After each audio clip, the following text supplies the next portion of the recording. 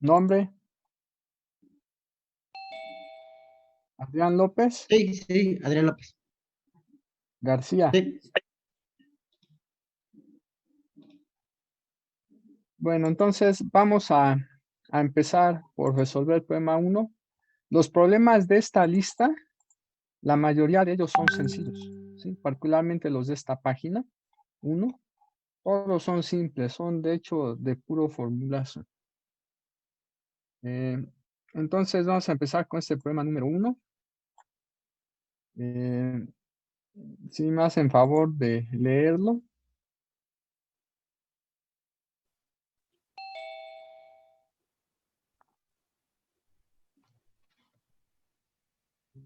Ok, yo lo leo, profe, si quiere. A ver, por favor. Claro.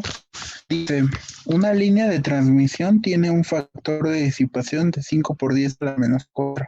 Dicha línea está construida por un par de conductores de cobre de diámetro igual a 3 milímetros cada uno, separados 2.5 centímetros y tiene un recubrimiento cuya constante dieléctrica relativa es de 1.5 y una permeabilidad igual a la del aire.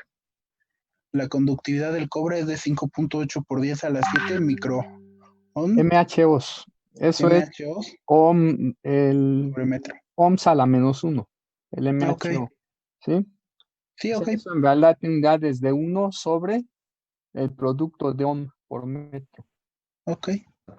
La, Ajá. la línea opera con una frecuencia de 62.84 por 10 a la 6 radios sobre segundos, ratos sobre segundos. Ajá. Calcular la resistencia, la inductancia, capacitancia y conductancia de la línea por unidad de longitud, la impedancia característica, la constante de propagación y la velocidad de fase y longitud de onda. Correcto. De entrada, ¿qué línea es? Línea bifilar, cable coaxial, línea de placas paralelas.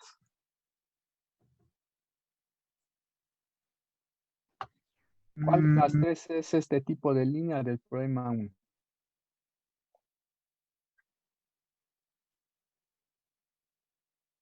Sería una línea bifilar porque son dos conductores de cobre, ¿no? Bueno, el cable coaxial también tiene dos conductores de cobre. sí. La única diferencia es que en la línea bifilar, esos conductores están separados una cierta distancia.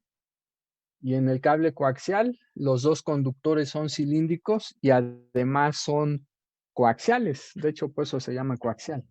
El eje, los dos conductores tienen forma cilíndrica, pero el eje es el mismo, ¿sí? El de los dos conductores. Bueno, entonces es una línea bifilar, de hecho, ¿sí? Es una línea bifilar. Desde el momento en que aquí se menciona que los dos conductores están separados una distancia de 2.5 centímetros, ya es un hecho que es una línea bifilar, porque en el cable coaxial lo que se hace es dar los radios, el radio del conductor interno y los dos radios del conductor externo, el radio interior y el radio exterior del externo. Entonces es una línea bifilar que debemos de tomar en cuenta las formitas que habíamos visto. Si vamos primero a determinar parámetros distribuidos, las formitas que el día de ayer les dije que agregué en este archivo son las que vamos a usar. Entonces aquí tenemos línea bifilar.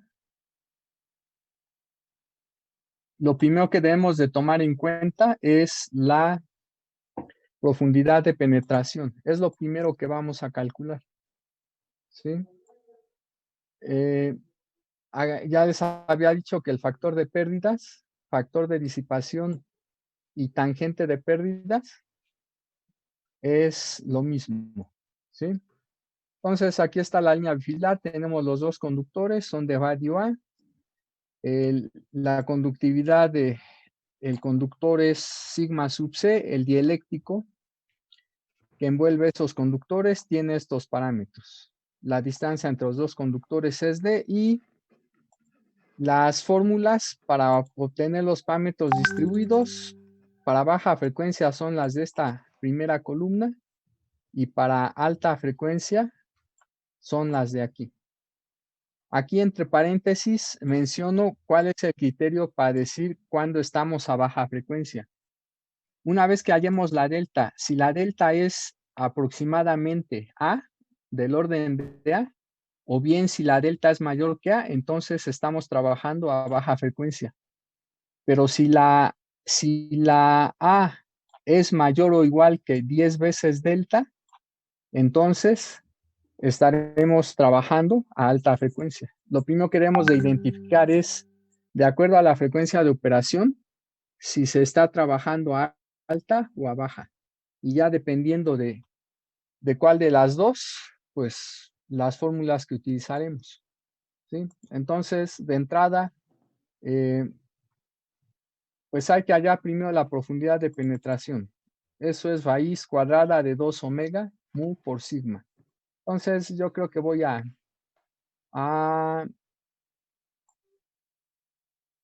no se puede, ni modo. No puedo ver los dos archivos simultáneamente. Entonces, hay que escribir la fórmula. Voy a bajar todo. Está aquí. Hay que escribir la expresión. La expresión es delta igual a la raíz cuadrada de 2 sobre omega por mu por sigma.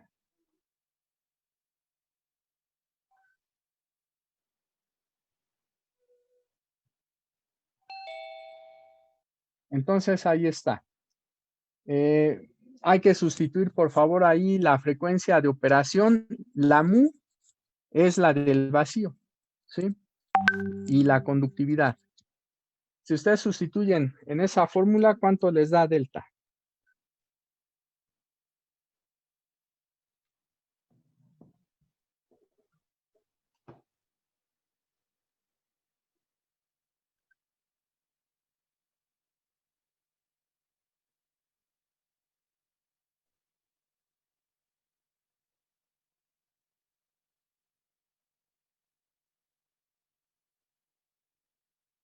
Hay que tomar en cuenta que la frecuencia que se está dando en ese problema es la frecuencia angular, no es la frecuencia lineal.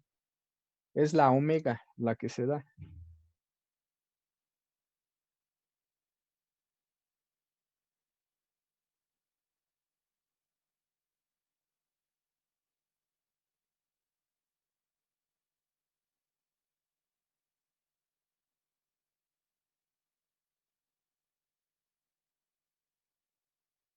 Profe, el denominador es omega. Omega mu sigma.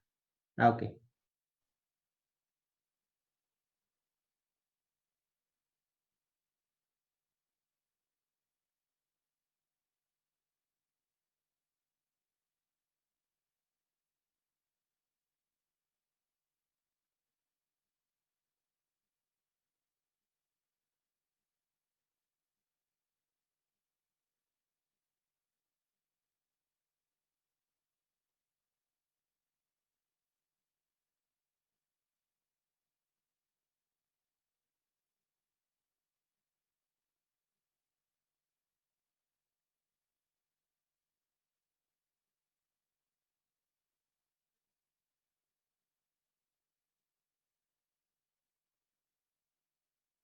Sí, recuerdan cuál es el valor de omega, ¿verdad?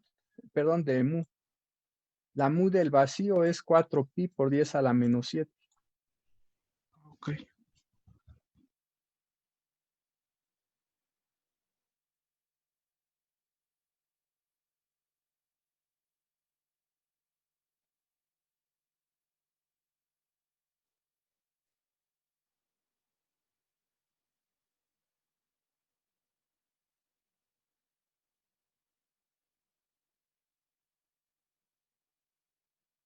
Entonces, ¿cuánto les dio delta?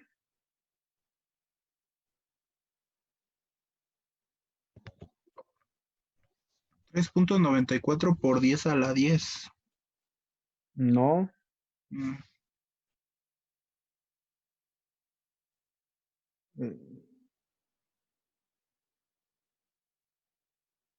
El resultado es 2.0 8 por 10 a la menos 5. 39 por 10 a la menos 5.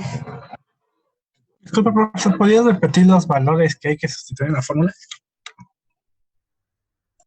Omega mu y sigma. Vean el archivo el primer archivo que les envié y váyanse a la página 6. Aquí está la fórmula para delta.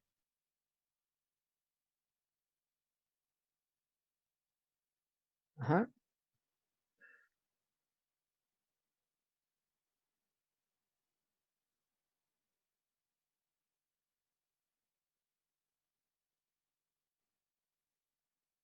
Bueno, entonces, el resultado es 2.089 por 10 a la menos 7. Si lo multiplicamos por 10, eso nos da 2 por 10 a la menos 6, aproximadamente. Es a la menor que el radio del alambre. Los radios de los alambres, ¿de cuánto son?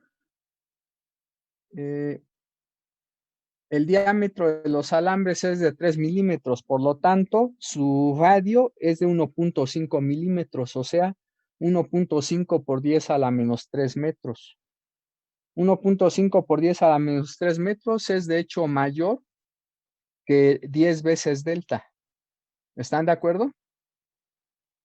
Sí. O sea, tomando en cuenta que de acuerdo al enunciado del problema, el valor de A es de 1.5 por 10 a la menos 3 metros. Si multiplicamos delta por 10 veces delta, nos da el 2.089 por 10 a la menos 6 metros. Esto por 10 a la menos 6. Claramente, 10 veces delta es menor que A. Entonces, como A es mayor que 10 veces delta, esta línea se estaría operando a alta frecuencia. Por lo tanto, las fórmulas que tenemos que usar son las que están aquí en la columna para alta frecuencia. ¿Están de acuerdo?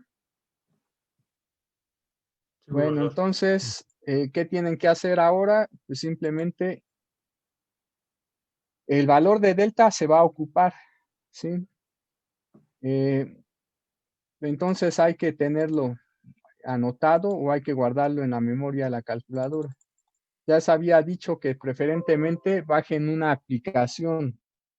Si van a hacer las cuentas en su calculadora que comúnmente usan en la escuela, se van a tardar más. Si utilizan una app, es mucho más rápido. Entonces tendríamos que usar las fórmulas que están aquí para calcular los parámetros distribuidos, ¿sí? Una vez que los hayamos obtenido, ¿qué es lo que sigue? Nos están pidiendo obtener la impedancia característica, después la constante de propagación o parámetro de propagación y por último la velocidad de fase y la longitud de onda. Pues de acuerdo a las fórmulas que vimos, gamma o el parámetro de propagación es la raíz cuadrada de ese producto, ¿sí? Z0 o impedancia característica es esto. Entonces tendríamos que sustituir en estas fórmulas. Pero una vez que obtuvimos gamma, una vez que obtuvimos este número complejo, lo debemos de igualar con alfa más i beta para que identifiquemos cuál es el valor de la constante de atenuación y el valor de la constante de fase. Ya que tengamos ese valor de beta, ¿cómo se obtiene la velocidad? Nos vamos a esta parte donde teníamos líneas con pérdidas. De hecho, en general, para líneas con pérdidas y sin pérdidas, la velocidad de fase es el cociente de omega sobre beta. Y la longitud de onda es el cociente de 2pi sobre beta. Estas dos fórmulas siempre son válidas, independientemente de si la línea es con o sin pérdidas.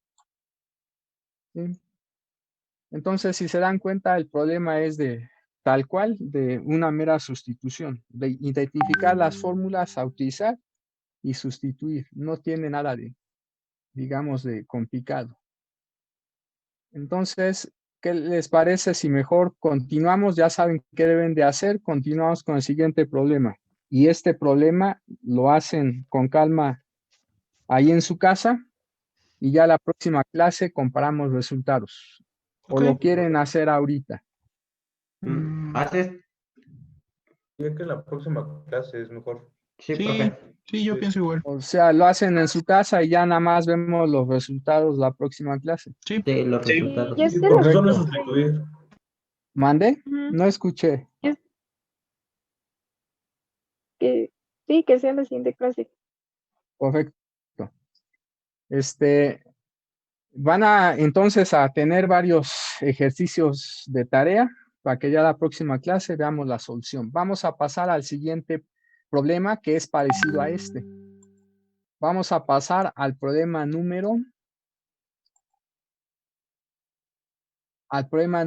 3. ¿Sí? Entonces, ahorita van a hacer de tarea el problema 1, ya saben qué fórmulas van a utilizar. El 3 es similar, ¿sí? Pero vamos a ver si para este problema 3 estaría trabajando a baja o a alta frecuencia. Por la frecuencia que aparece ahí es seguro que es baja, pero vamos a verificarlo. Entonces tenemos una línea telefónica, ¿sí? Ahí aparece ya los datos. Nuevamente conductores de cobre, pero de diámetro 0.6 milímetros. La separación entre los conductores es de 2.5 milímetros. El material dieléctrico es polietileno, su permitividad relativa es 2.25. Tenemos que consultar en la tabla 2-2 del Neri-Vela cuál es la conductividad del polietileno. Perdón, cuál es la tangente de pérdidas del polietileno para que podamos obtener su conductividad. Nos piden nuevamente los parámetros distribuidos a una frecuencia de 3 kHz. La impedancia característica de la línea, la constante propagación, velocidad de fase y longitud de onda. Si se dan cuenta, es el mismo problema que el 1. Lo único que principalmente está cambiando aquí es la frecuencia. La frecuencia es de 3 kHz. Entonces, para este problema, vuelvan a calcular la delta.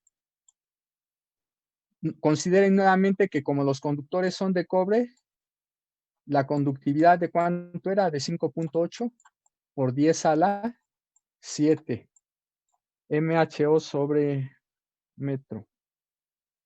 ¿Sí? Pero consideren que esta frecuencia está en kilohertz, por lo tanto es frecuencia lineal, es una F. Ya saben ustedes que omega es 2pi por F, ¿verdad? Entonces, obtengan nuevamente la delta, por favor.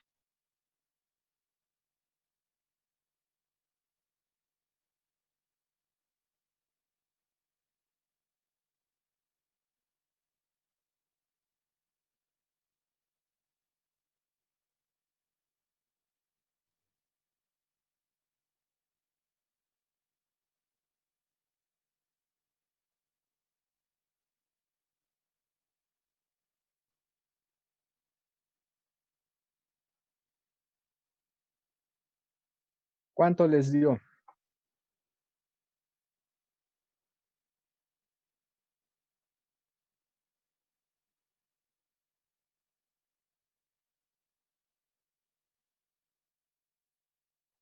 ¿Les da eso? Todavía no lo calculo.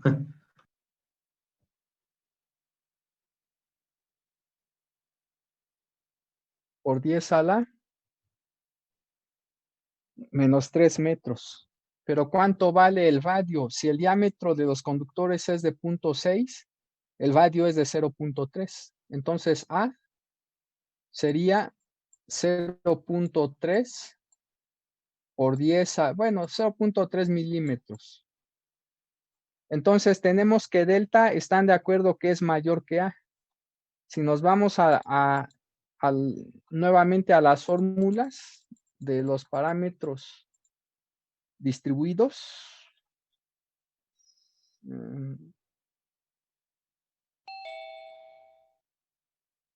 Aquí están.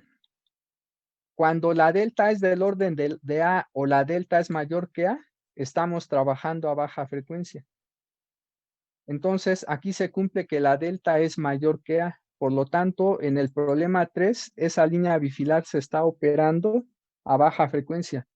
¿Qué fórmulas debemos de utilizar ahora para hallar lo que se pide?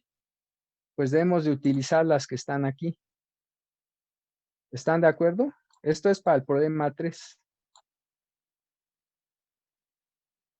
Ya que hayan obtenido esos parámetros distribuidos, nuevamente hayan gamma, hayan Z0, ya que obtuvieron gamma y lo igualan con alfa más y beta, de ahí obtienen los valores de alfa y de beta.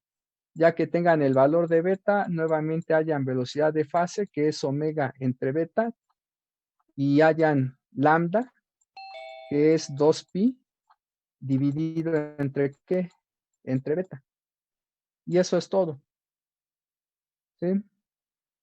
Entonces, también lo hacen por favor de tarea y ya nada más vemos los resultados la siguiente clase. Inclusive a lo mejor los resultados se los puedo enviar Ok. para que en caso de que no obtengan lo que deben de obtener, pues chequen dónde posiblemente se equivocaron al hacer las cuentas. ¿Sí? Sí, profesor. Entonces pasamos a otro problema. Hagan por favor sus Sí, anotaciones. El profesor. problema 1 en el problema 1 se trabaja a alta frecuencia y en el problema 3 a baja frecuencia. Entonces pasamos al siguiente problema. Vamos a irnos al problema número 2. Si ustedes revisan el enunciado del problema, se está diciendo claramente que es un cable coaxial. Pero de este cable coaxial solamente se están dando 2 diámetros. Si nosotros vemos nuevamente las fórmulas de esta página 6, cuando se tiene un coaxial hay 3 radios. El radio A, el radio B y el radio C. ¿Sí? Pero si ustedes ven también las fórmulas para los parámetros distribuidos, por ejemplo, estas de aquí, esta de aquí, a baja frecuencia, la inductancia depende de los 3 radios. También a baja frecuencia, la resistencia depende de los 3 radios. Pero a alta frecuencia, la inductancia solamente por unidad de longitud, solamente depende del radio A y del radio B, no depende del radio del conductor, del radio externo del conductor externo. Y también la resistencia solamente depende de A y de B. ¿Sí? Entonces, como en ese problema 2, nada más nos están dando 2 diámetros, por lo tanto obtenemos 2 radios, el radio A y el radio B, es casi seguro que en ese problema se está trabajando a alta frecuencia. Entonces, simplemente hay que volver a calcular la delta para este problema. Nuevamente, se debe de tomar en cuenta la frecuencia, la permeabilidad, en este caso vuelve a ser aire seguramente, y la conductividad. Los conductores son de cobre, entonces volvemos a considerar 5.8 por 10 a la 7. Lo que está cambiando aquí es la frecuencia. La frecuencia es de 1884.96 por 10 a la 6 radianes sobre segundo. En este problema 2, nuevamente la frecuencia que se da es la angular, omega. En el problema 3 se dio la frecuencia lineal, en el 1 se dio frecuencia angular. Entonces, si vuelven a hacer las cuentitas, ¿cuánto les da delta para el problema 2?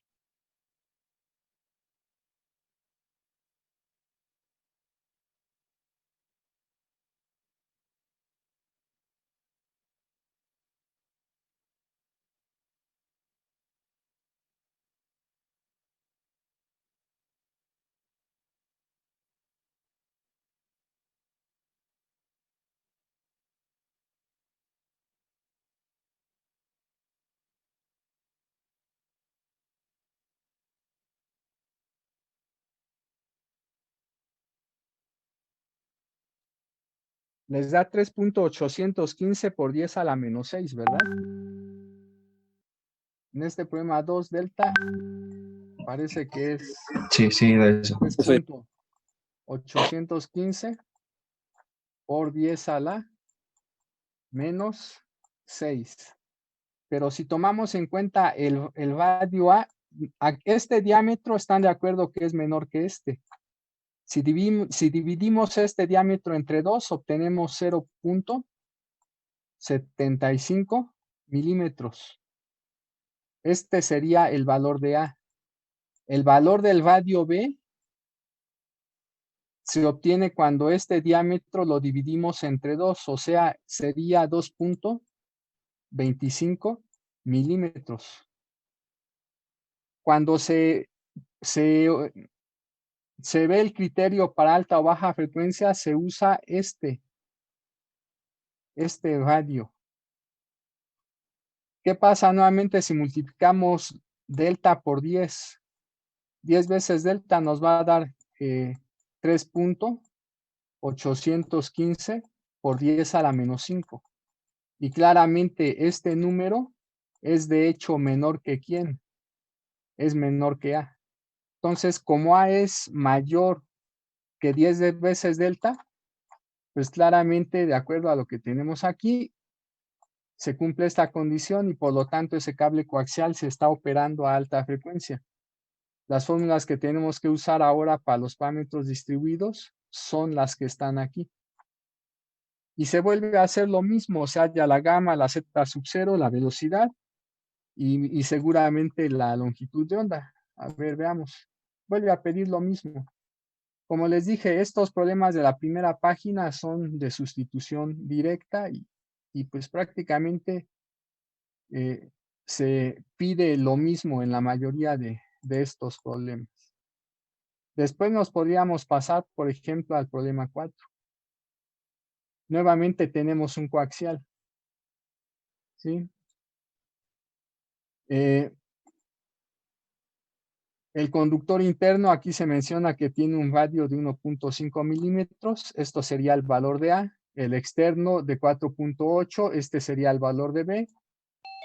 Esta línea también se opera, de hecho, a alta frecuencia. Cuando ustedes calculen la delta y apliquen el criterio, van a ver que se cumple la condición de alta frecuencia. Nuevamente pide obtener impedancia característica constante de propagación. Aquí pide menos cosas, ¿sí? Pero el problema es básicamente el mismo que el problema 2, ¿sí? Después, en el problema 5, otra vez es un cable coaxial. Y prácticamente se está trabajando a alta frecuencia, ¿sí? Entonces,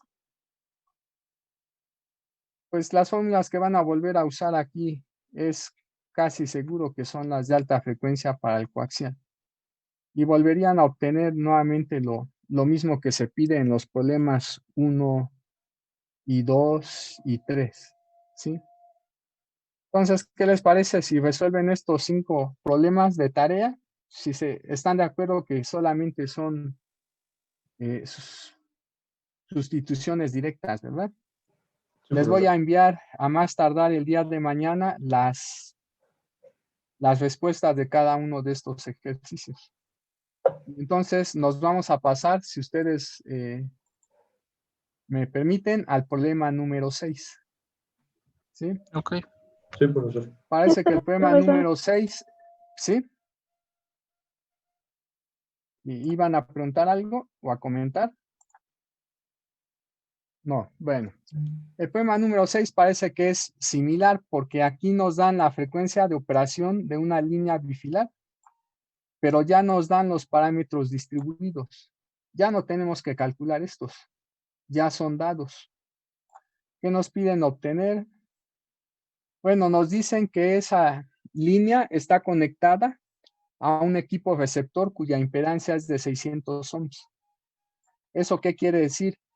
Que aquí la ZL de la cual hemos hablado se conecta en el extremo derecho de la línea, en el final, tiene un valor de 600 ohms.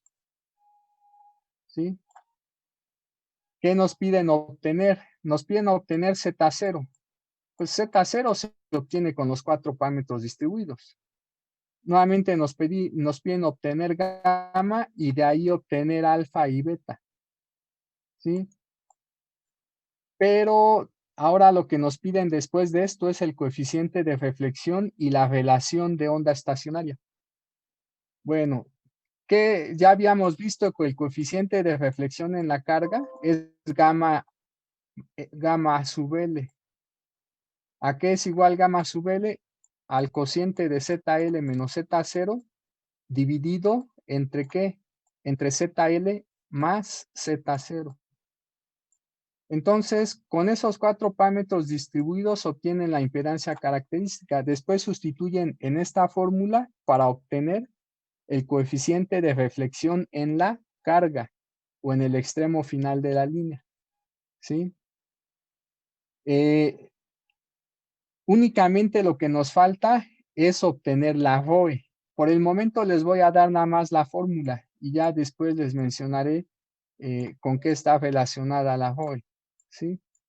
Pero la fórmula, digamos, que se utiliza mucho es esta. La ROE para líneas sin pérdidas o para líneas de bajas pérdidas se define como 1 más la magnitud del coeficiente de reflexión en la carga, dividido entre 1 menos la magnitud del coeficiente de reflexión en la carga.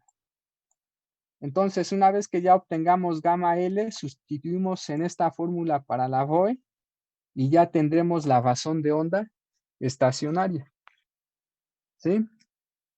Ahorita utilicen la fórmula. Espero que en esta misma clase me dé tiempo de mencionar de dónde sale la ROE. Yo supongo que sí. Sí me va a dar tiempo. Entonces, ¿están de acuerdo que el problema también es sencillo? ¿Sí? Hay que obtener Z0 gamma, después gamma L con esta fórmula y después la ROE con esta fórmula. ¿Sí? Entonces, podemos pasar al problema número 7. Ok. Bueno, el problema número 7 no lo podemos resolver todavía porque esta parte no la he visto. De hecho, del problema 7 en adelante, todavía no los podemos resolver. ¿Sí? Bueno, parte de ellos sí podríamos, pero la idea es que primero les explique la teoría relacionada con el patrón de onda estacionario para que ya después resolvamos el problema 7 y algunos otros problemas.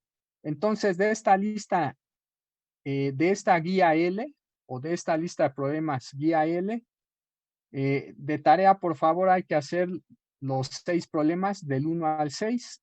Yo les envío el día de mañana a más tardar las respuestas de estos 6 problemas para que puedan ver dónde posiblemente se equivocaron. ¿Sí? Vamos a pasar entonces a la otra guía de problemas. ¿Sí? A la guía B. Entonces, la guía B, aquí está. La guía B.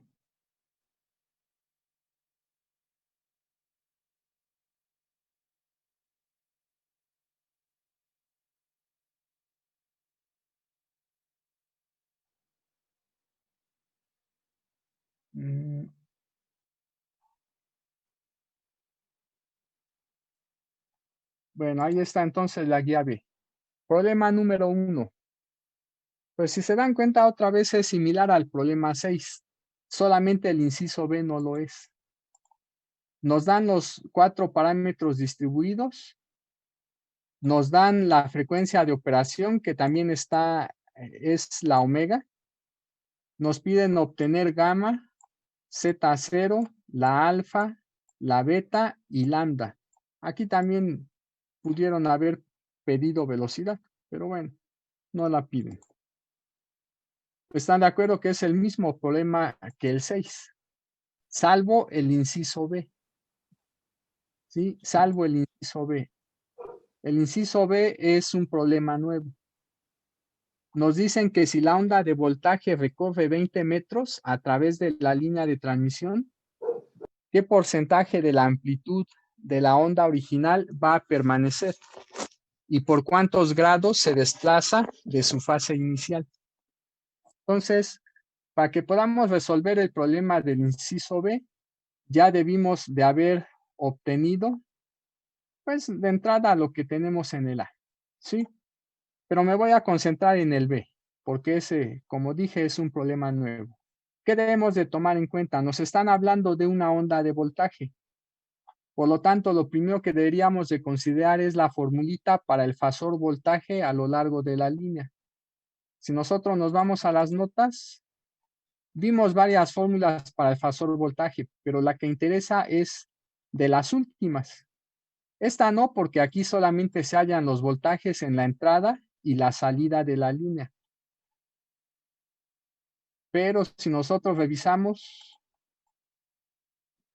aquí están. Les había dicho que las fórmulas que íbamos a utilizar para los fasores voltaje y corriente eran estas. Antes de estas había más fórmulas, pero estas son las que interesan, ¿sí? Porque las anteriores, en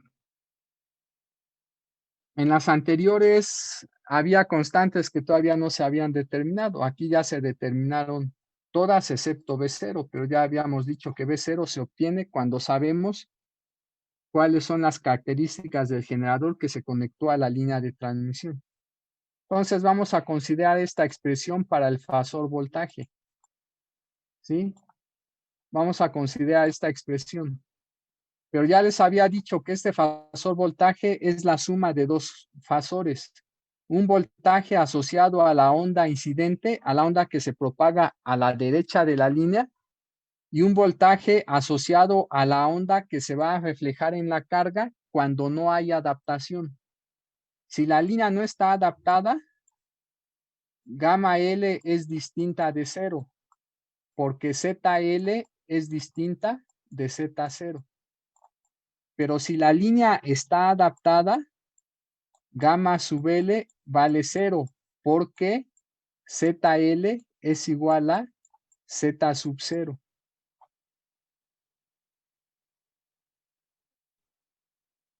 Para que se pueda resolver el problema del inciso B, se requiere suponer que la línea está adaptada, ¿sí? Cuando nos dicen cuánto se atenuó el voltaje una vez que la onda recorrió cierta distancia, siempre se asume que el cálculo se va a obtener bajo condiciones de adaptación. Entonces debe de asumirse que la impedancia característica de la línea es igual a la impedancia de la carga, ¿sí? Y por lo tanto el coeficiente de reflexión en la carga vale 0. Si nosotros suponemos entonces que gamma L vale 0, este término se anula y nos va a quedar que el fasor voltaje es B sub 0 por E a la menos gamma Z. Entonces vamos a usar esta fórmula considerando gamma L igual con 0. Me voy al problema. Voy a borrar lo que ya escribí, ¿sí? Por favor, siempre las fórmulas que escriba, anótenlas, pero en realidad están en las notas, ¿sí? Entonces vamos a proceder a resolver el problema del inciso B, como dije. ¿Qué tenemos que hacer? Pues ya escribir el fasor voltaje considerando que la línea está adaptada. El fasor B de Z es igual a B sub 0 por la exponencial E a la menos gamma Z. ¿Pero a qué es igual gamma? Sabemos que gamma es alfa más I beta. Y esto se multiplica por Z. Esta B sub 0 es un número complejo. Vamos a expresarlo en su forma polar. Vamos entonces a expresarlo como el módulo de B0, o sea, su magnitud. Y vamos a suponer que la fase de ese número complejo B sub 0 es teta sub 0. Entonces, vamos a tener aquí E a la I teta sub 0. Esta es la fase de ese voltaje B sub 0. Y eso se multiplica. Esta exponencial tiene una parte real y tiene una parte imaginaria. Se deben de separar. E a la menos alfa z es una exponencial real, después multiplicamos por E a la menos I veces beta z. ¿Están de acuerdo ustedes que tenemos el producto de dos exponenciales imaginarias? Se deben entonces multiplicar. El resultado final es que el voltaje B de Z es igual a el módulo de B sub 0 por la exponencial E a la menos alfa Z por la exponencial E a la I menos beta Z más teta sub 0. ¿Sí? Bueno, esto es el fasor voltaje asociado a la onda de voltaje que se está propagando en dirección positiva de Z. ¿Sí? Este es el voltaje de la onda incidente. Esta cantidad es una cantidad real. El producto de B sub 0 por la exponencial E a la menos alfa Z es una cantidad real. Pero esta exponencial es de argumento imaginario, por lo tanto es una cantidad compleja. A esta cantidad real que está multiplicando a esta exponencial imaginaria es a lo que se le llama la magnitud del fasor voltaje. Entonces, aquí el módulo de B sub 0 por la exponencial E a la menos alfa Z es la magnitud o la amplitud, como quieran llamarle. ¿Sí? Magnitud o amplitud de la onda de voltaje. ¿Sí? Y lo que tenemos en el argumento de esta exponencial imaginaria, sin tomar en cuenta el número imaginario, es lo que se llama la fase. O sea, esto que está entre paréntesis es la fase. Es la fase de la onda de voltaje. Solo que esta amplitud es la amplitud de la onda de voltaje en la posición Z de la línea. Y esta fase es la fase de la onda de voltaje en la posición también Z de la línea de transmisión. ¿Sí? Si ustedes revisan otra vez el inciso B, ¿qué nos piden? Nos dice que si la onda de voltaje recorrió 20 metros a través de la línea, que obtengamos el porcentaje de la amplitud de la onda original que permanece y que también obtengamos por cuántos grados se desplaza la fase inicial. ¿Sí? ¿Qué tenemos que hacer para esto? Suponer que la onda de voltaje va a empezar a propagarse a partir de cierta posición. Entonces, aquí está la línea. Vamos a suponer que la onda de voltaje se empieza a propagar a partir de este punto. ¿Sí? Podemos suponer que ese punto tiene una coordenada Z0. ¿Sí? Le voy a poner raya. Cuando a la Z le pongo raya en medio, significa que es posición, no impedancia. ¿Sí? Entonces, de aquí en adelante, Z minúscula o Z con rayita en medio, para mí es posición. ¿Sí? Entonces, hay que tomarlo en cuenta. Y si pongo Z0 y la Z es mayúscula, eso es impedancia. Si pongo Z mayúscula, eso es impedancia. Pero si pongo Z minúscula, eso es posición a lo largo de la línea. Para que no se confunda con la impedancia característica, mejor le pongo aquí Z1. Vamos a poner que la onda se va a empezar a propagar a partir de este punto. ¿Cuántos metros va a recorrer? 20 metros.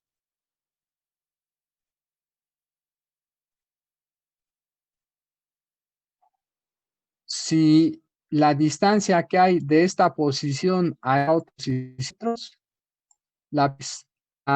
el valor de Z para este punto,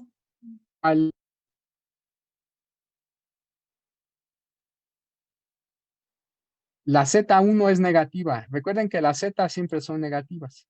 La posición de este punto, de hecho, va a ser el valor de Z1 más ¿cuánto?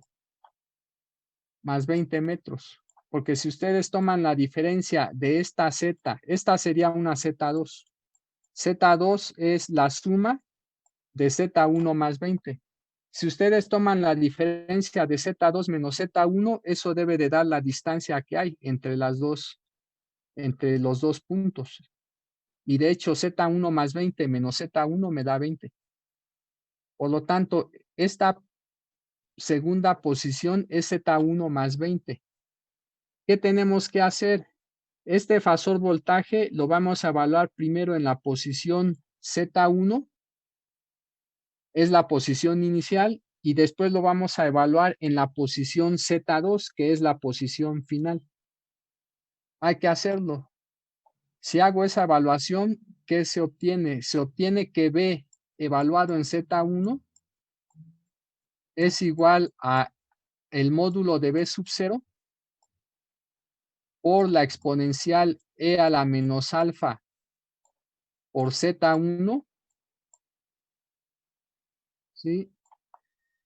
Por la exponencial E a la I menos beta por Z1 más cuánto, más el ángulo teta sub 0.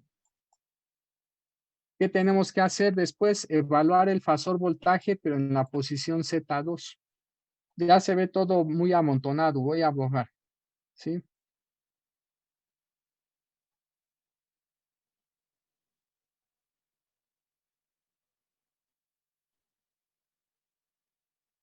Bueno, aquí la parte importante son los conceptos, ¿sí? ¿Qué es la amplitud de la onda de voltaje que ya mencioné y qué es la fase de la onda de voltaje que también ya mencioné? ¿Sí? Manejando esos conceptos, sabiendo qué son, pues ya el problema no debe de ser tan complicado. Nuevamente voy a hallar el fasor voltaje, como dije, en la posición Z2, tomando en cuenta que Z2 es la suma de Z1 más 20. Entonces esto va a ser el módulo de B sub 0 por la exponencial E a la menos alfa que multiplica a la suma de Z1 más 20. Y eso a su vez que multiplica la exponencial E a la I menos beta por Z1 más 20. Aquí va paréntesis también, Z1 más 20 más teta sub 0. ¿Sí? ¿Qué voy a hacer ahora? Voy a dividir el voltaje evaluado en Z2 entre el voltaje evaluado en Z1. Entonces, aquí lo pongo, el voltaje B en Z2 dividido entre el voltaje B en Z1, ¿a qué es igual? Pues sustituimos. ¿Sí? Bueno, pero no voy a hacer la sustitución porque escribo muy lento con el mouse. Mejor voy a ver qué es lo que queda. ¿Están de acuerdo ustedes que esta exponencial se puede separar en el producto de dos exponenciales? ¿Sí o no? Sí. Sí. Y en esta exponencial se puede dividir también en dos exponenciales. Una de esas exponenciales va a ser la que tenemos aquí, la que estoy encerrando, la que encerré ahorita con bosa. ¿Están de acuerdo que esta exponencial que encerré con bosa ya se encuentra aquí? ¿Sí o no? Sí. Y de hecho, esta exponencial también ya se encuentra aquí, en esta. Cuando yo haga la división de B evaluado en Z2 entre B evaluado en Z1, se va a ir esta exponencial con una de aquí, se va a ir esta exponencial con una de aquí, y se va a ir también el módulo de B0 con este módulo de B0. ¿Qué nos va a quedar nada más? Voy a escribir lo que queda. Lo que va a quedar es E a la menos alfa por 20. E a la I que multiplica a menos beta por 20. Eso es lo único que queda. Pero si yo despejo de aquí el voltaje en la posición Z2, puedo entonces decir lo siguiente. El voltaje en la posición Z2 es igual a el voltaje en la posición Z1, que multiplica a la exponencial e a la menos alfa 20 por la exponencial e a la menos I beta 20. ¿Sí? Y ya ahí puedo decir cuál es la magnitud de B de Z2 y cuál es la fase de B de Z2. ¿Sí? Esta parte, si no la entienden, me dicen por favor, intentaré explicarlo de otra forma si no supieran por qué. Si saben por qué lo que voy a decir, entonces no hay ningún problema. ¿Sí? Voy a poner lo siguiente, el módulo de B de Z2 es igual a el módulo de B de Z1 por la exponencial e a la menos alfa 20. Para pronto, la amplitud de la onda de voltaje después de que se recorrieron 20 metros es el producto de la amplitud de la onda de voltaje original por esta exponencial. ¿Sí? ¿Eso qué implica? Aquí nos están pidiendo cuál es el porcentaje de la amplitud de la onda original que permanece después de que se recorrieron 20 metros. Otra vez, esto que está aquí es la amplitud del voltaje de la onda original. Y esa amplitud está multiplicada por este factorcito. Lo único que tenemos que hallar es el valor de E a la menos alfa 20 y multiplicarlo por 100. Con eso tendríamos el porcentaje de la amplitud de la onda de voltaje original que permanece después de que se recorrieron 20 metros. Bueno, pero también de esta misma fórmula tengo otro resultado. Lo voy a poner arriba, voy a borrar porque ya todo está muy amontonado.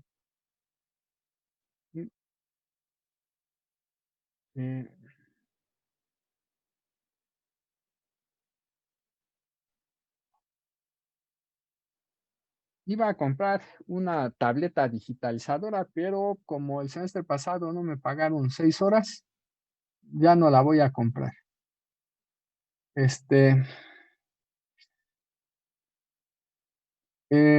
Entonces, la fase, ¿qué podemos decir? La fase, el arc del voltaje B evaluado en Z2, ¿a qué es igual? Tomando en cuenta nuevamente esta fórmula de aquí, lo que podemos decir es que la fase del voltaje B evaluado en Z2 es la fase del voltaje B evaluado en Z1. Esto es una exponencial real, esta no se toma en cuenta, pero esta es exponencial imaginaria, su argumento sí se toma en cuenta. Entonces, a esta fase le voy a restar menos 20 veces beta. En este inciso B nos están diciendo que por cuántos grados se desplaza la fase inicial. Aquí ya lo tenemos. Este ángulo está en radianes, ¿sí?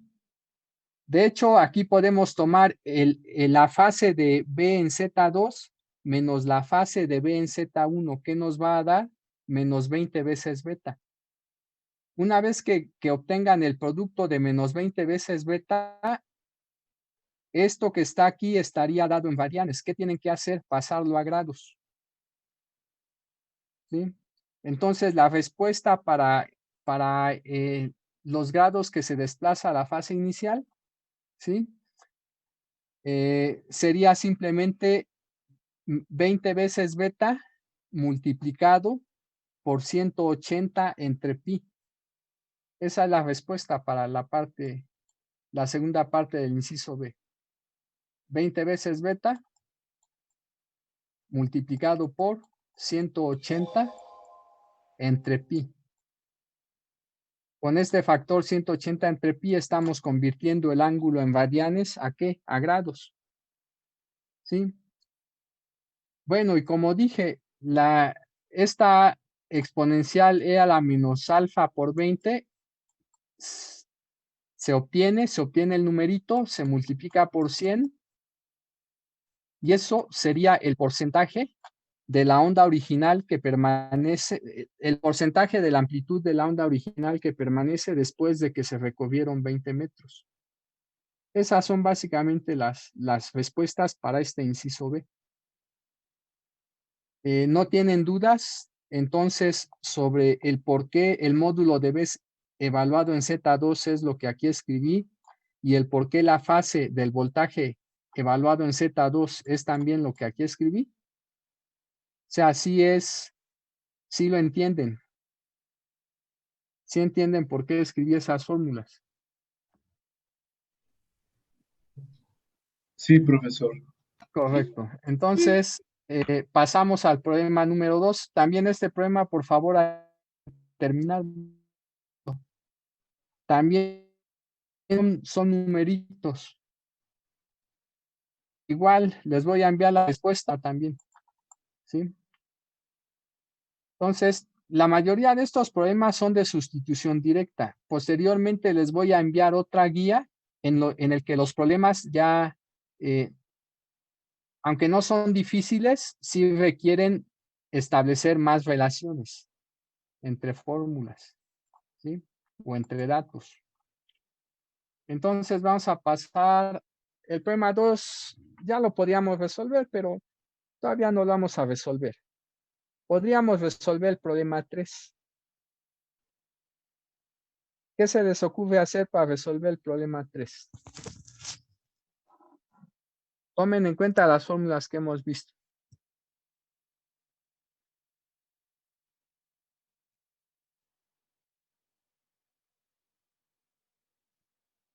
Bueno, ¿qué nos están dando en ese problema? Nos dan gamma. Gamma es el número complejo que está aquí. Y nos dan z sub 0. Sí. Z sub 0 es este número. Nos dan este y este. Son los datos. También nos dan la frecuencia omega. También se da omega. ¿Qué nos piden obtener?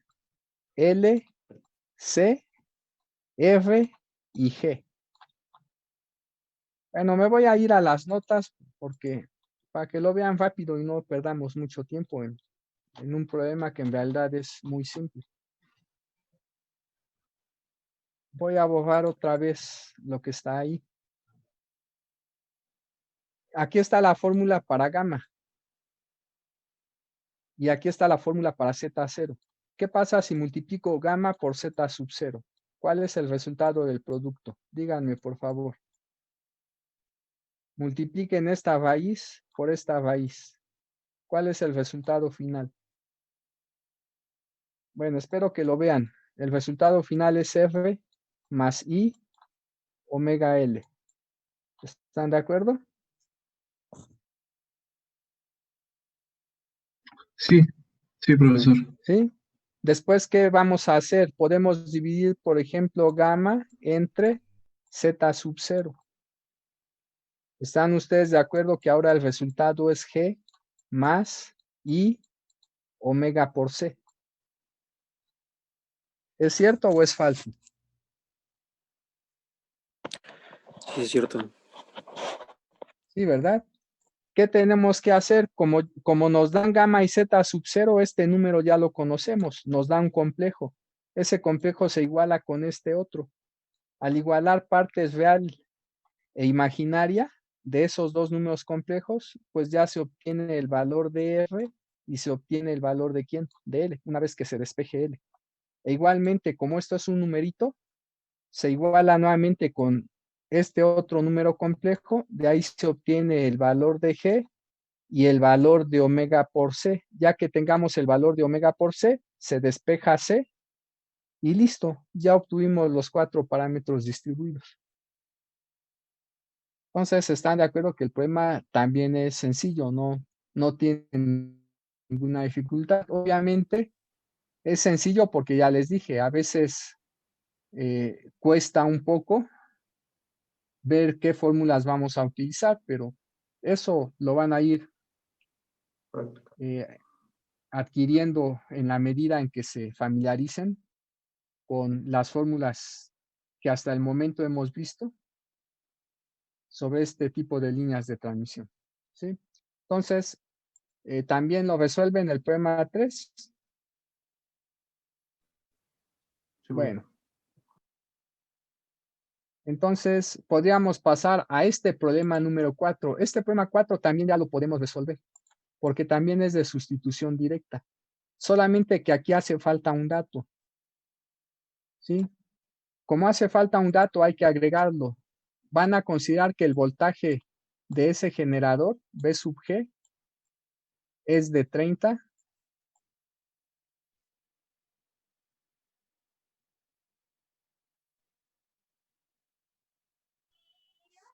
volts, ¿sí? Consideren que el voltaje V sub G es de 30 volts.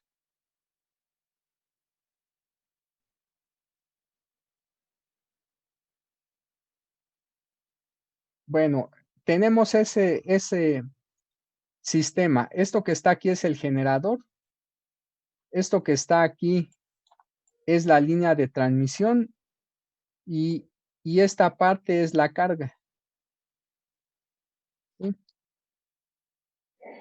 Por lo que se ve en este problema, la línea es sin pérdidas, o sea que el problema es porque es un poquito más complicado si la línea tiene pérdidas, ¿sí? Pero con una calculadora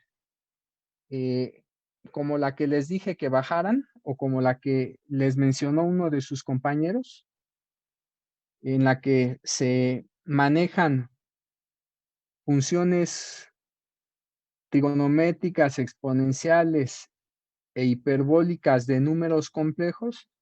Bueno, con ese tipo de calculadoras hacer las cuentas no cuesta, de hecho, nada, absolutamente nada. Bueno, en ese problema, ¿qué es lo que nos piden? Nos piden obtener el voltaje en la salida. El voltaje en el extremo final de la línea cuando la frecuencia es primero de 60 Hz y como inciso B, cuando la frecuencia es de 500 kHz. ¿Sí? Bueno, lo vamos a dejar aquí. Este problema todavía no lo van a hacer porque ya tienen varios. De la primera lista son 6, más estos 2 son 8. Pero tomen en cuenta que como son sustituciones directas, no les debería de llevar demasiado tiempo, ¿sí? A lo mejor ahorita como se van a familiarizar con fórmulas y demás, tal vez en el primer cálculo se lleven como una media hora. Pero una vez que se hayan familiarizado con las fórmulas, este problema, los problemas de la lista anterior, del 1 al 6, cada uno de ellos se debería de resolver, ya que adquirieron un poquito de práctica, entre unos 10 y 15 minutos, ¿sí? Si lo hacen con una calculadora con una aplicación. Si lo hacen con su calculadora normal, seguramente se van a tardar más. Yo me tardo más en una calculadora, por ejemplo, en la Casio 991, ¿sí? Pero me tardo más porque soy muy torpe a la hora de estar escribiendo los numeritos. Soy menos torpe usando una aplicación, pero aún así, de hecho, soy torpe. Cuando yo les digo debería de llevarles entre 10 y 15 minutos, es porque regularmente es el tiempo que yo me tardo, ¿sí? Pero yo no estoy acostumbrado a hacer muchas cuentas, ¿sí? De hecho, casi nunca he usado calculadora, ¿sí? Porque la mayoría de las veces los cálculos se los dejo a ustedes y ya nada más yo los verifico en un programa. Muy pocas veces los hago en calculadora, aunque a veces sí. Bueno, el tiempo que les dije que me tardo es entre 10 y 15 minutos usando una calculadora. Si uso un programa como matemática y ya escribí el código, pues nada más me tardo en lo que le doy Shift Enter y hace los cálculos en menos de 5 segundos la mayoría de las veces. Bueno, si quieren hacer sus cuentas también utilizando un programa como Matemática, Maple, MATLAB, pueden hacerlo. Sí, no hay ningún inconveniente. Lo que sí es que cuando hagan un examen, yo les voy a pedir, aparte de las respuestas a cada problema, les voy a pedir su procedimiento. ¿Sí? Eso para evitar que copien descaradamente. Copiar no es malo, ¿sí? De hecho, también se aprende copiando, siempre y cuando lo hagan de manera decente, ¿sí? Si entienden lo que copiaron, ¿sí? Se hacen un análisis de lo que copiaron. Si hacen eso siempre en un problema en el que, digamos, copiaron, pueden hacer pequeños cambios para que no se vea tan, como suelen decir, tan descarado, ¿sí? Entonces, vamos a dejarlo aquí. En cuanto a los problemas, vamos a pasar a la parte que me faltó ver el día de ayer. La parte que me faltó ver tiene que ver con el tema de impedancia, ¿sí? Aunque nosotros ya vimos una fórmula para determinar la impedancia en cualquier punto de línea, de hecho vimos 3 fórmulas, cualquiera de esas 3 podemos utilizar. Olvidé mencionar esta última parte sobre la impedancia de una línea que está terminada en cortocircuito y de una línea que está terminada en circuito abierto. Entonces vamos a ver este primer caso. Tenemos aquí la línea de transmisión que es esta y tenemos una fuente de voltaje conectada a esa línea de transmisión. Pero esta línea de transmisión en el extremo final está conectado ¿a quién? A un cortocircuito. Aquí en el extremo final cortocircuité. Si tengo aquí un cortocircuito, de acuerdo a lo que ustedes ya saben, ¿cuál es el voltaje en esta posición de la línea? Que es la posición Z igual a 0. ¿Cuánto vale el voltaje en Z igual a 0? Si aquí se está cortocircuitando. Bueno, pues no hay que ver, aquí está. ¿Sí? El voltaje que se tiene en un corto es nulo. Entonces, el voltaje en la carga, en este caso, ¿cuánto vale? Vale 0 porque la línea está cortocircuitada. ¿Sí? Como el voltaje en la carga vale 0, ¿cuánto nos va a dar la impedancia? La impedancia en la carga es el cociente de BL entre IL. De hecho, aquí la corriente en la posición 0, Z igual a 0 de la línea, o sea, la corriente en la carga es de hecho distinta de 0. Esto que está aquí sería la IL. La IL se obtiene cuando el fasor corriente se evalúa en Z igual a 0. Ahí hay algo mal. En Z igual a 0.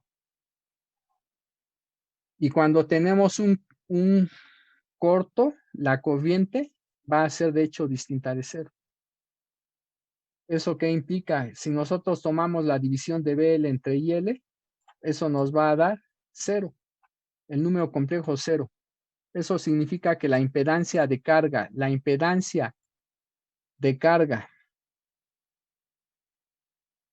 para este corto es nula. ¿Sí? Si tomamos en cuenta que el voltaje BL debe de ser 0 y que además BL se obtiene cuando el fasor voltaje se evalúa en Z igual a 0, voy a tomar la formulita para B de Z y voy a evaluar en Z igual a 0. Esto me va a dar 1 más gamma L. Pero yo sé que BL vale 0. Para que este producto valga 0, hay dos posibilidades. Que B sub 0 valga 0 o que esta suma de 1 más gamma L valga 0. B sub 0 no puede ser 0. Lo que puede ser 0 es la suma de 1 más gamma L. Si la suma de 1 más gamma L da 0, es porque entonces el coeficiente de reflexión en la carga vale menos 1. ¿Sí? Aquí está. El coeficiente de reflexión en la carga cuando la línea está terminada en un cortocircuito vale menos 1. ¿Y qué podemos hacer ahora? Podemos sustituir en alguna de las fórmulas que vimos para obtener la impedancia en la entrada de la línea de transmisión. ¿Sí? Entonces podría irme a las fórmulas para la impedancia en la posición Z de la línea.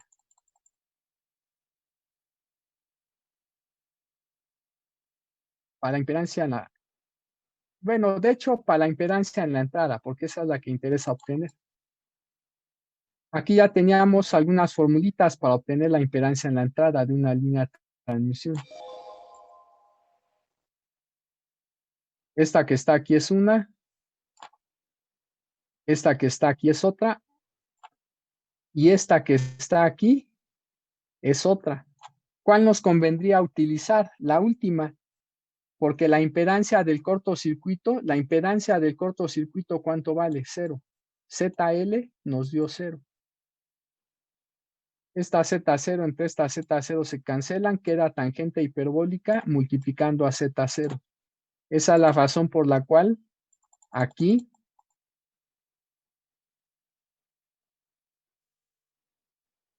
ya tengo ese resultado. ¿Sí? La impedancia en la entrada de la línea de transmisión cuando en la carga tenemos un cortocircuito, ¿sí? O cuando la línea está cortocircuitada en su extremo final, pues es igual a esto que está aquí. ¿Sí? Bueno, ¿qué pasa si ahora la línea termina en circuito abierto? Cuando ya tenemos la segunda situación. Esto que está aquí. La línea está terminada en su carga en circuito abierto. Bueno, seguramente en algún curso de física o de circuito les dijeron que la corriente, cuando tenemos ahí un circuito abierto, es nula. Entonces, la corriente que tenemos aquí en la carga, ¿sí? ¿Cuánto vale? Vale 0.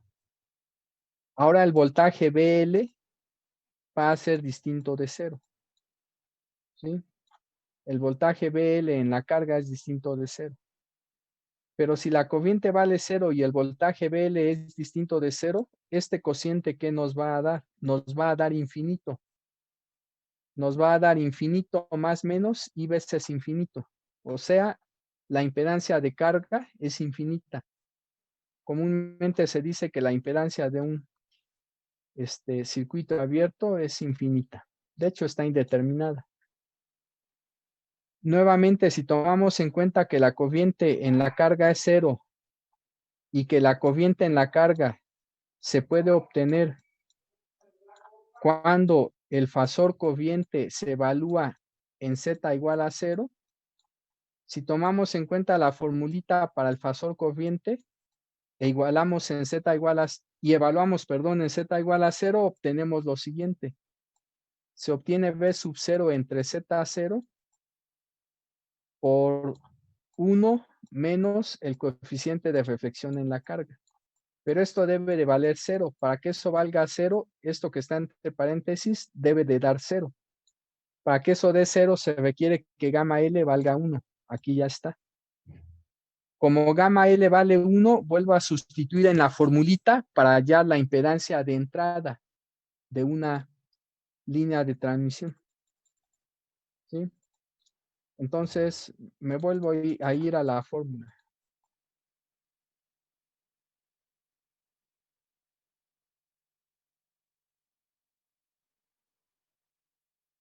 Aquí está. Puedo usar nuevamente cualquiera de esas tres fórmulas. Puedo usar esta o puedo usar esta o puedo usar esta. ¿Sí? Si usamos esta, hay un problema ahora porque la ZL es infinita. Si queremos usar nuevamente la última, debido a que ZL es infinita, ¿qué tendríamos que hacer? Dividir el numerador y el denominador de esa fracción por ZL. Si hago eso, ¿qué nos va a quedar? Divido el numerador y el denominador de esta fracción por ZL. Entonces, voy a obtener Z sub 0, que está antes de la fracción, después 1 más Z sub 0 dividido entre ZL por la tangente hiperbólica, dividido eso a su vez entre Z sub 0 dividido entre ZL más la tangente hiperbólica. Pero como ZL es infinita, esto tiende a 0. Esto que está aquí tiende también a ¿qué? A 0. ¿Y qué nos queda? Nos queda Z sub 0 sobre la tangente hiperbólica. Pero ustedes saben que 1 sobre la tangente hiperbólica es igual a la cotangente hiperbólica. ¿Sí? O sea, la tangente y la cotangente ya saben que son funciones recíprocas. Esa es la razón por la cual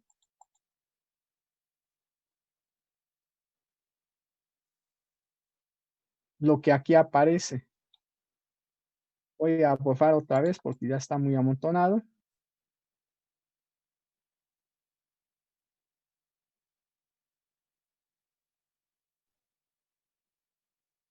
La impedancia de entrada de la línea de transmisión cuando ésta termina en circuito abierto, que es esto, aquí está. Es Z sub 0 por la cotangente hiperbólica de gamma L. Entonces, ¿qué es importante que ustedes recuerden? Cuando la línea está terminada en circuito, el voltaje en la carga vale 0, en la carga distinta de 0, la impedancia de carga es 0 y la impedancia en la entrada de la línea de transmisión es Z sub 0 por la tangente hiperbólica. Pero cuando la línea de transmisión termina en circuito abierto, ahora la corriente en la carga es 0, el voltaje en la carga es distinto de 0, la impedancia en la carga está indeterminada, es infinita, el coeficiente de reflexión en la carga vale 1 y la impedancia de entrada de esa línea de transmisión terminada en circuito abierto es Z sub 0 por la cotangente hiperbólica de gamma L. ¿Sí? Entonces, estos resultados son importantes. Suelen utilizarse en ciertos problemas. ¿Sí? Entonces, aquí hay cosas más. ¿Para qué nos serviría a nosotros obtener la impedancia en cortocircuito? La impedancia de entrada en cortocircuito y la impedancia de entrada cuando la línea termina en circuito abierto. Bueno, aquí aparece o aquí se menciona el por qué. Si nosotros suponemos que la línea de transmisión es corta, ¿cuándo la línea de transmisión es corta? Cuando se cumple esta condición. De hecho, cuando el producto de beta por L es mucho menor que 1. Si el producto de beta por L, donde esta L sería la longitud de la línea, si el producto de beta por L es mucho menor que 1, se suele decir que la línea de transmisión es corta. Bueno, ¿y qué sucede cuando la línea es corta?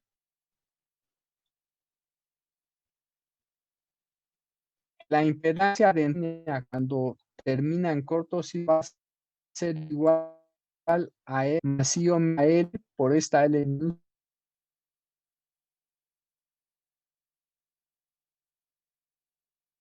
Complejo.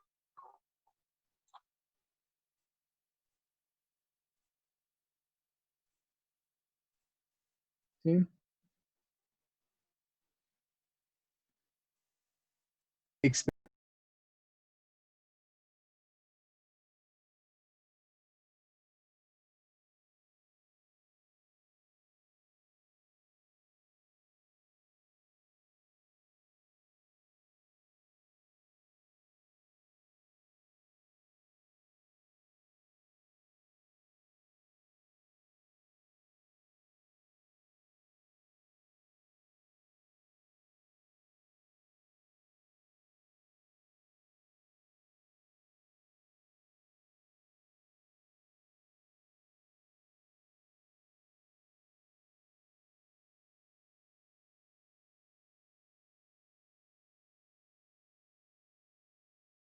la resistencia por unidad de longitud y la inductancia por unidad de longitud de esta línea.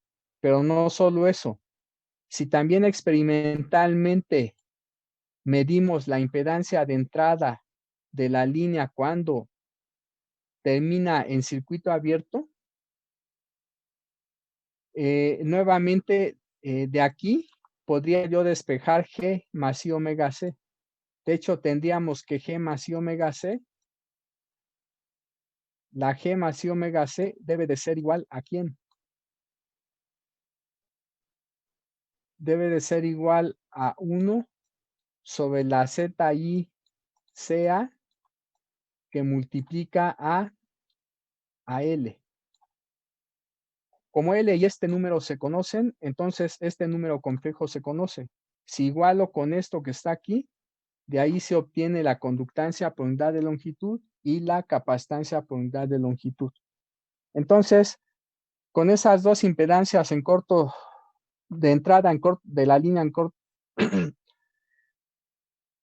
en cortocircuito y con esa impedancia de entrada cuando la línea termina en circuito abierto, pues estamos en condiciones para una línea corta de obtener los parámetros distribuidos, ¿sí? Esa es la importancia de entrada de esas dos impedancias, pero hay más. Hay más.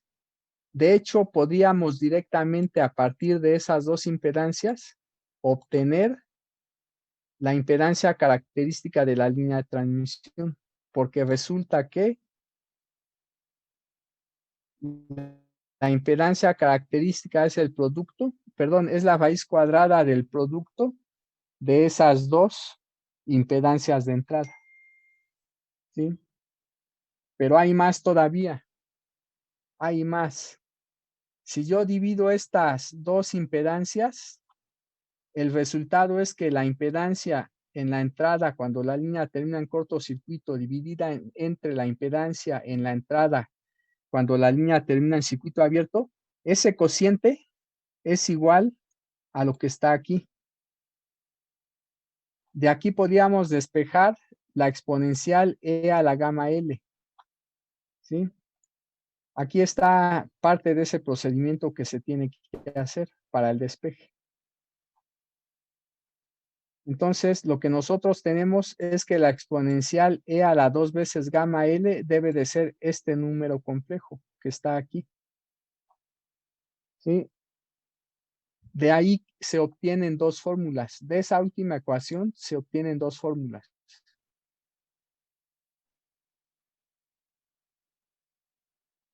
Una de esas fórmulas es esta. Y la otra fórmula es esta que está aquí. Si conocieran, alfa es simplemente 1 sobre 2L por el logaritmo natural de R. ¿Sí? Pero ¿quién es R? R es la magnitud de este número complejo. ¿Sí? Eso es R minúscula, la magnitud del número complejo que acabo de encerrar. ¿Y qué es beta? Bueno, beta es 1 sobre 2L por esto que está aquí. ¿Quién es teta? Teta es la fase de este número complejo. ¿Sí? Teta es la fase de este número complejo. Entonces, este número complejo se puede expresar en su forma polar. Se puede expresar de la forma R por E a la I teta. ¿Sí? Bueno, cuando se iguala este número complejo con este número complejo es de hecho cuando se obtienen las ecuaciones 7FG. O sea, cuando se obtiene, voy a borrar todo, cuando se obtiene tanto esta fórmula como esta fórmula. ¿Cuál es el problema de la segunda fórmula? ¿Cuál es el valor de n que se debe de sustituir aquí? ¿Sí? Cuando la línea de transmisión es corta, el valor de n que aquí se maneja debe de ser 0. Pero si la línea de transmisión no es corta, el valor aquí de n puede ser 1, 2 o 3, dependiendo del problema. ¿Sí? Bueno. Esta es la razón, de hecho, por la cual son importantes las impedancias en cortocircuito de entrada, cuando la línea termina en cortocircuito, y la impedancia de entrada cuando la línea termina en circuito abierto. ¿Sí? Porque con ella se obtienen los parámetros distribuidos, Z sub 0, el valor de alfa y el valor de beta.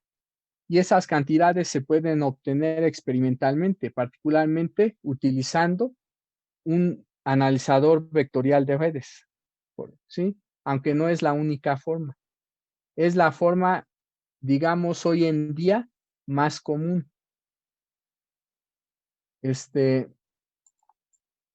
Y entre comillas, sencilla, ¿sí? Bueno, aquí ya son las 7, chavos, entonces nos vemos la próxima clase. Gracias y hasta luego. No olviden que tienen tarea. Mañana les envío las respuestas. Sí, profe.